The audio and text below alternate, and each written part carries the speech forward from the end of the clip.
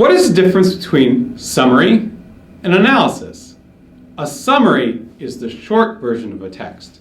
It is objective, meaning that it is fair and represents events as they happen and facts as they are, without personal slant or bias. It answers the question, what? An analysis determines meaning beyond what is said. It includes opinion. It answers the question, why? Whereas a summary tells you what happened, an analysis reads between the lines and tries to make something of what happened. One person's summary might not differ that much from another person's, but analysis would differ from person to person, depending on who was doing the work of analysis.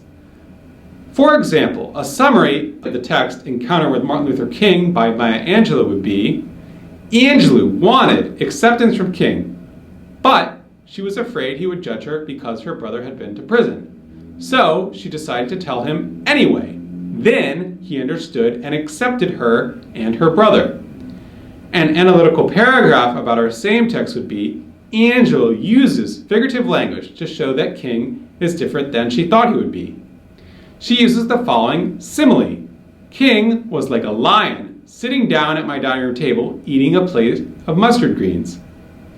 This simile shows Angelou's surprise that King, a larger-than-life figure, is someone with everyday human characteristics. Angelou uses figurative language such as this simile to show that King is different than she thought he would be.